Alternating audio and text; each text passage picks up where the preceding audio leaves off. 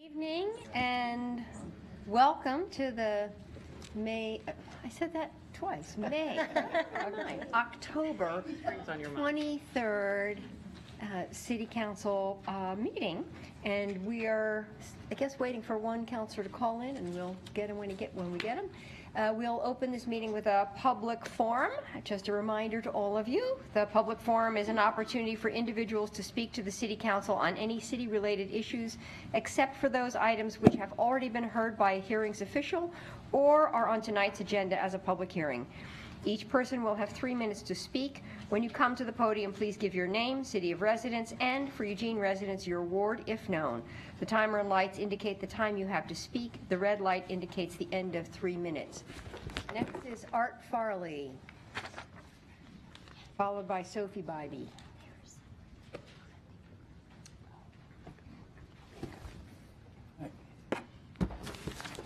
Good evening. My name's Art Farley, 907 Woodhill Drive in Eugene, and I'm here tonight also as a member of the Sustainability Commission. I'm here to address one of the other proposals, or the other proposal that you received in your packet today, that one regarding electric vehicle ready homes.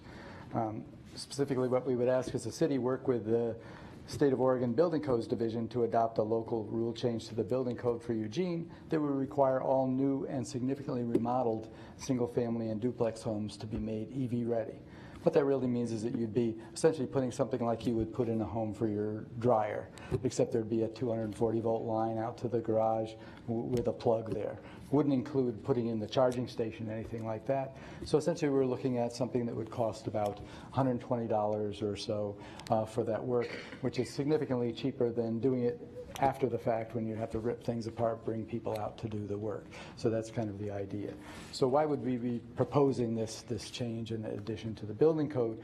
Well, as you know, the city has a climate recovery ordinance, and you set the goal of reducing community fossil fuel use by 50% by 2030. Well, since 90% of the energy provided to us by EWEB is green energy, and renewable sources, the electric vehicle use would clearly be a significant or appropriate step for reducing the greenhouse footprint of Eugene.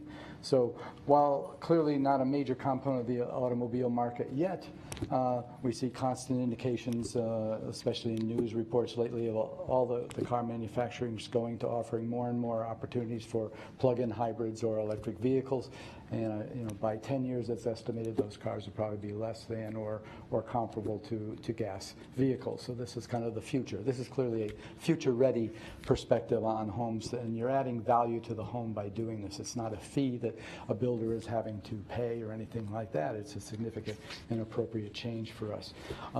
Survey indicates that about 80% of charging of the vehicles occur at home, so this clearly would facilitate people having these vehicles. So one way to approach this action, as we indicated, is approach the state building code division to establish Eugene as a pilot project for this type of rule change. And that way it could be in effect. We evaluate it after a year or two and see how it is working, what the feedback has been. And clearly to do this, there would be a local process. You would have to have a hearing and things like that that would move this up to the building codes division. And essentially and I don't know, 15 seconds, whoa. So let me just say, I have some other things, but let's just say I think this is an opportunity again for Eugene to lead the way and make a relatively small but hopefully effective change in policy to reduce the greenhouse gas emissions for the city of Eugene. Thank you. Thank you very much for that. Thank you. So we have, good. Dial mic. Oh, that'd be great. Just so you know, since there's standing room only here, we have a total of 18 folks to speak today. And first up is Sophie Bitey, followed by John Thielking.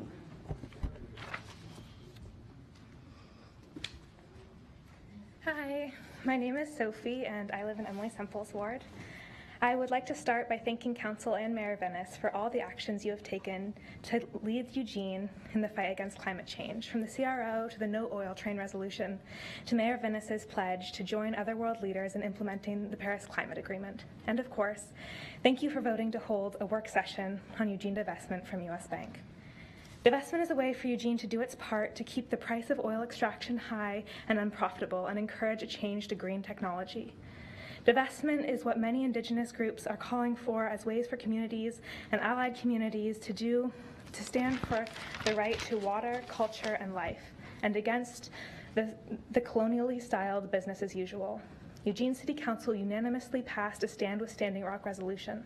We cannot maintain this resolution and a business relationship with a bank that supports DAPL and other pipelines, or any other company that systematically subverts human rights. I would tell you that we are running out of time, except that the release of carbon dioxide has risen our ocean temperatures and dried out our land. For many Puerto Ricans, Floridans, Texans, and Californians who lost loved ones and homes in this season's extreme weather conditions, we are not simply running out of time, we ran out. To prevent the effects of climate change, we would have had to act 50, if not 100 years ago. The option for preventative care is gone, and what we have left is triage. But triage can be life-saving. We can still significantly impact the quality of life for future generations. Every action we take now to fight not just climate change, but the culture of oil which perpetuates it, will be worth 10 actions in the future. Please schedule a divestment work session in a timely fashion, which I know, according to the logic of my testimony, would be 1917. But since November 2017 is the best we can do, let's do our best. Thank you. Next up, Alice Louise, followed by the Raging Grannies. So I'm Alice Louise Warner, and I live in Councillor Zelenka's ward, and I live in the city of Eugene. Thankfully, you're not following them. I know. I just thought that. I thought, yay. That was my lucky day. So I have a few points I want to make about the city's decision to schedule a work session on moving money out of U.S. Bank, and I want to say thank you. I want to urge you to schedule that work session as soon as you can, because the deadline for moving the money is going to come up faster than anyone realizes, and I think there's a bit of detail work to be done in between now and then. But the first point I want to make is that breaking up with U.S. Bank will align the city's financial life with the human rights values and environmental values that you've already expressed. And second, I want to say that beyond that, there's another benefit here, which I'm sure you can see too, but I want to speak to, which is that when you spread the wealth of the city around into the local into smaller banks, you can have a profound effect on the local economy, because the smaller banks are doing small business lending and farm lending. So this is I hope this is a feel-good project and a happy project. It's not just about leaving the mega banks, it's about bringing that money back home, and that's consistent with your policy to do business with local contractors, at least contractors in the state of Oregon. Third point I'd like to make is that there's an RFP process coming up, and I hope that you will make that an open process, soliciting the expertise and help of people from 350 and other organizations who've been working on divestment. There are a number of people in the 350 city divestment group who have tremendous expertise. I've spent about 6 months researching bank divestment for various reasons, and we would like to help. But I think it's very important that you call upon experts, because you're doing something a little bit new. In that light, I'd like to say that I have recently done a survey of local banks in Eugene to talk to them about their divestment status. As a private citizen, I cannot get the information I need to make a banking choice. However, the banks who are motivated to work with you, and there are many, have said that if you put the request in the RFP for the status of their divestment, that they can do that in the context of RFP. So I believe you will be able to get the information you seek, but you'll need to add it to the RFP, and I think that'll take some work, and we all offer to help, and the Eugene 350 City Divestment Group has a lot of expertise to offer. I think that's all you need to say. Thank you. Thank you very much. Next up, the Raging Grannies, followed by Carol Crawford.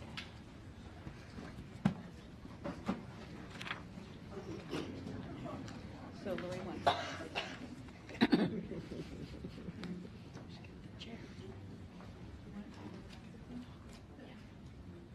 Hi, I'm Jean Murphy, and we are the Raging Grannies, and we represent every ward in Eugene. Okay, where's our beat here? I'm a happy granny living in Eugene with a solid rep for being clean and green. So imagine my surprise, imagine my dismay when I heard the word on the street one day. I heard our town's money's in a real bad place. I said, our town's money? It's a real disgrace. We know you hand it over to U.S. Bank, and they throw it into a dirty oil tank. It funds DAPL and fracking and drilling for oil, Which damages our planet. It makes my old blood boil. Oil leaks happen in rural places. I can't stand thinking of the frowning faces of indigenous people without clean water, because we support a bank we hadn't oughter. Yeah, we make a little money, but at what expense? We gotta think of the future, use common sense. There are clean, green ways to make the money we need instead of joining forces with oil-stained greed. Let's make a deal to help our planet heal. Put our money where it matters, honey. Keep our cash in a local stash. Use our moolah to make things cooler. So, we grannies say it's time to divest. Think of the future and do what's best. Divest from U.S. Bank and do it now. Divest from U.S. Bank and we'll show you how.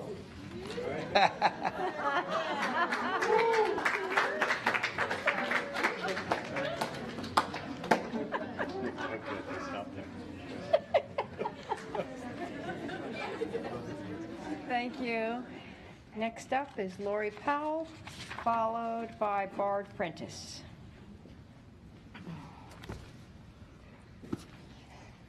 Good evening, councilors. My name is Laurie Powell. I live in Ward 1. Thank you for your upcoming work session in which you will consider the proposed Divest Eugene ordinance. This shows that our city is in solidarity with the Divest Globe movement that actually started today. Eugene's consideration of divesting its holdings from U.S. Bank is particularly timely given all the other city-based activities going on with respect to climate change, particularly the task of updating and responding to the Community Climate Energy Action Plan, or CAP 2.0, over the next 1 to 2 years. Divesting the city's holdings from U.S. Bank should be, we hope, a relatively quick win when compared with the vigorous work ahead with the CAP updating process. So always go for the low-hanging fruit first if you can. Speaking of the CAP, we're looking forward to your November 15th work session on this topic and the finalized plan for updating the document. In the meantime, as you all review the city staff's proposal to update the CAP, please keep in mind some key big picture themes that we've been bringing to testimony over the last year or two, including the process of ensuring how we will achieve the CRO mandated 7.6 annual reductions in carbon emissions.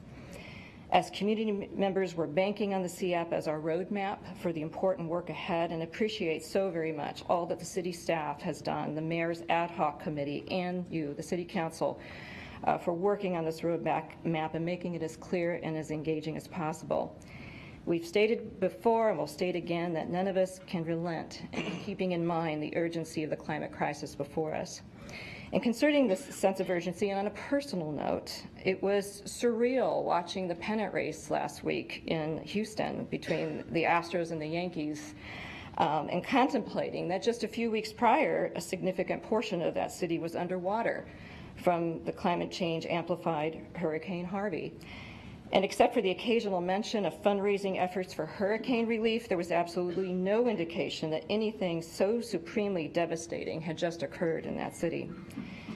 So let's think about it a moment. Perhaps we all need a break sometimes from thinking about climate change, and truly I cannot wait to see the Dodgers take on and beat the Astros in the World Series starting tomorrow.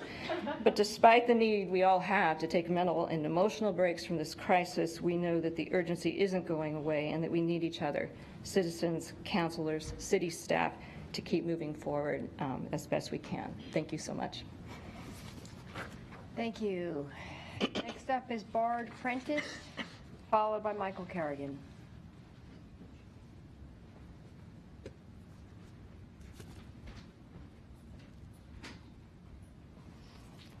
I'm Barb Prentiss, and I live in Greg Evans' ward. First, I want to thank you for giving Kesey Square its rightful name.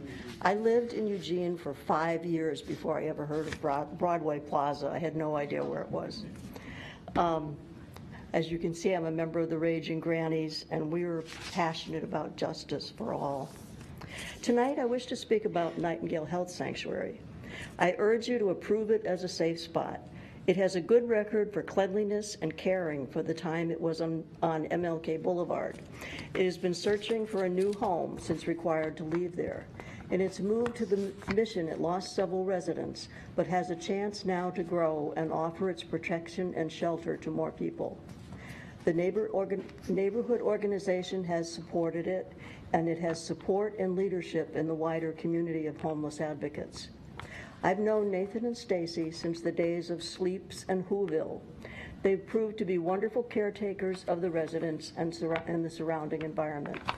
Please act quickly to approve it as a safe spot so that it can offer shelter to more people before winter sets in. Thank you. Thank you. Oops. Michael Carrigan, followed by Tracy Jocelyn.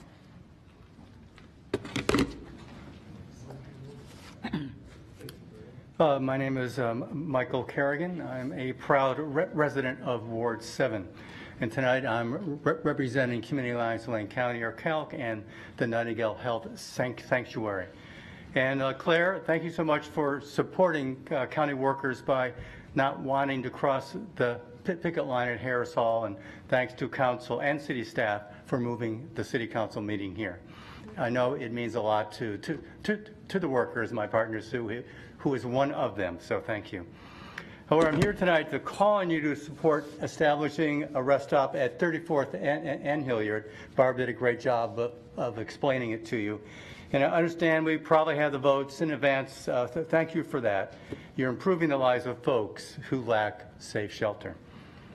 Placing a rest stop here is happening because of collaboration between the Nightingale Health Sanctuary, Southeast Neighbors, with their president, David Monk, and city staff, especially Reagan, who is coordinating the comprehensive effort to connect with households and businesses located near the rest stop.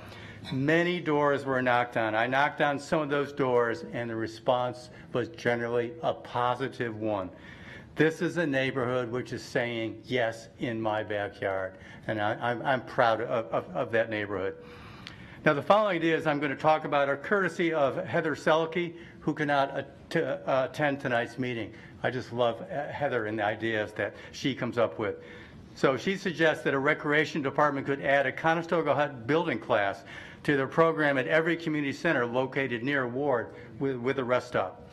The city of, well, the reason we need a Conestoga Hut in every ward, as part of the more comprehensive city emergency shelter system. But it's simply not enough to allow these rest stops to exist.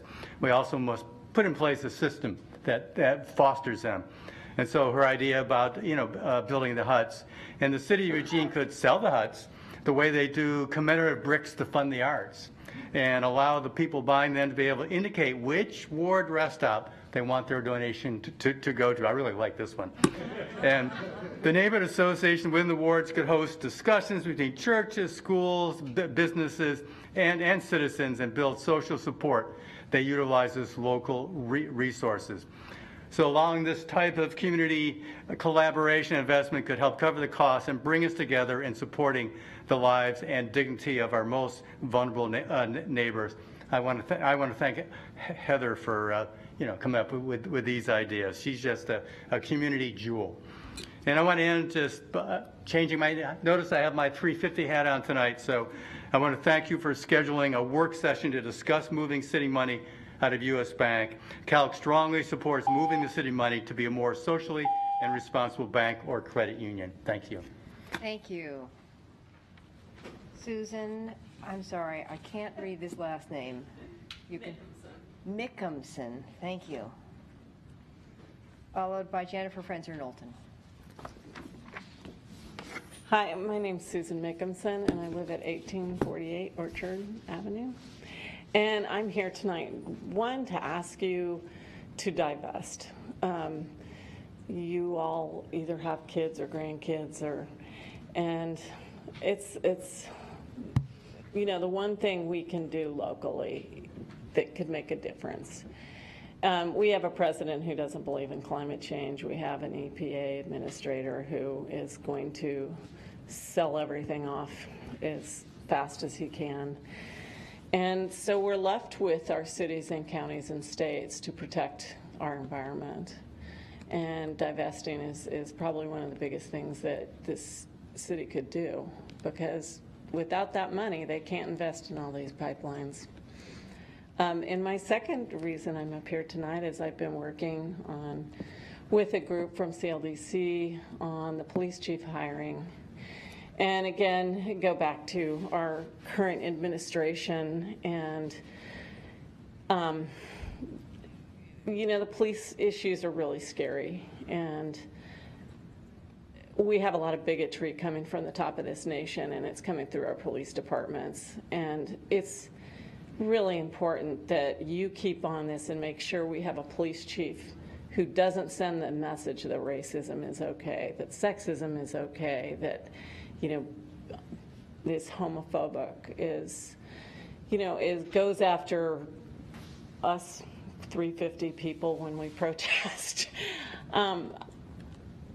You need a police chief that is part of this community. This is a great community. You're a great city council. I came from a much more dysfunctional city, and this is an amazing group of people. And I'm really, you know, pleased to be here. But I'm really frightened about, you know, this new police chief. I think, you know, Trump is a scary person. He believes in scary things, and that filters down. And the police are powerful, and they use their power. And I want to make sure there's a police chief that makes sure they use the power the way they're supposed to, not against people of color, people of gender, you know, different genders, and definitely, you know, us environmentalists. So, thank you. Thank you. Next is Zack Mulholland, followed by Geronimo Garcia.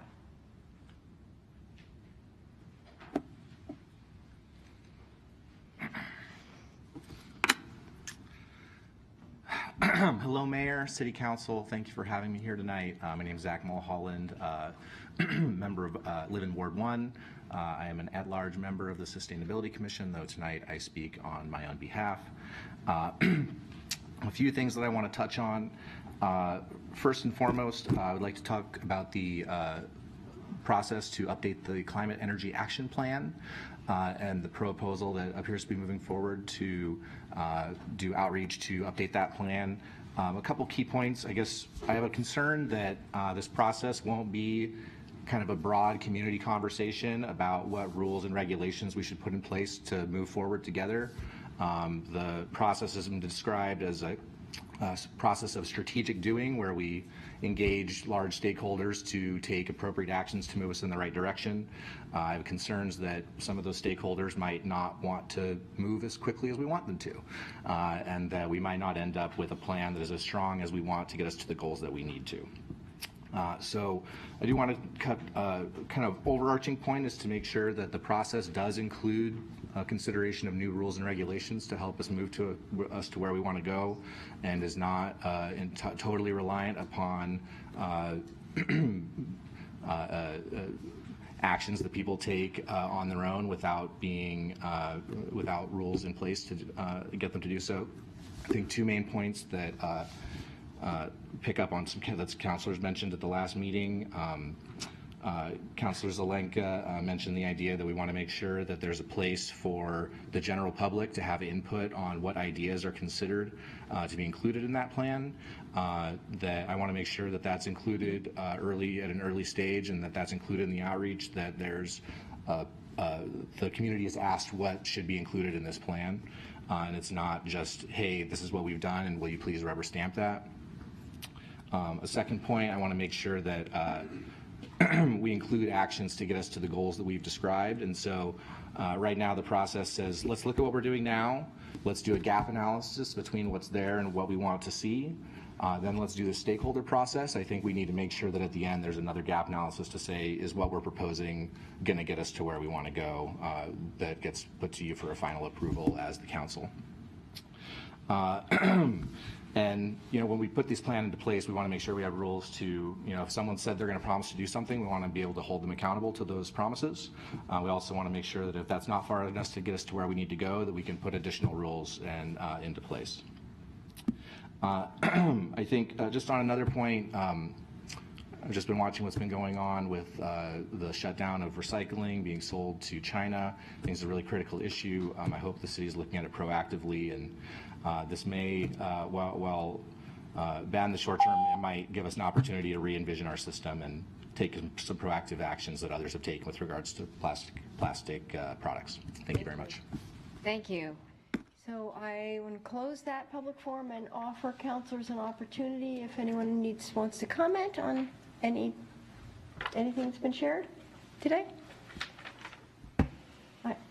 I actually want to. I asterisked a couple of comments, and the first thing is I wanted to comment on, who was it who said don't stop here, the vote on Nightingale Health Sanctuary, and I said there is no intention of the city to stop here. We're not going to rest on our laurels after this vote and say we have done the work. We know we have plenty of work to do, and this is an important step, but it's by no means the final step. So I just want to reassure you there's lots of work continuing on answering our need for housing in the community. I guess it was Ty who said that. I don't know. And I also just I appreciate Zack Mulholland weighing in on the CAP. I mean, we have the structure for this process, and we're building on that. So that's our framework for moving forward. There's going to be ample opportunity for community engagement and involvement in that as we move forward. So that also is not a done deal. It's the first sort of important framework for moving forward on how we meet our climate goals. Any other comments from anyone? Okay, I think that ends the public forum session of our meeting.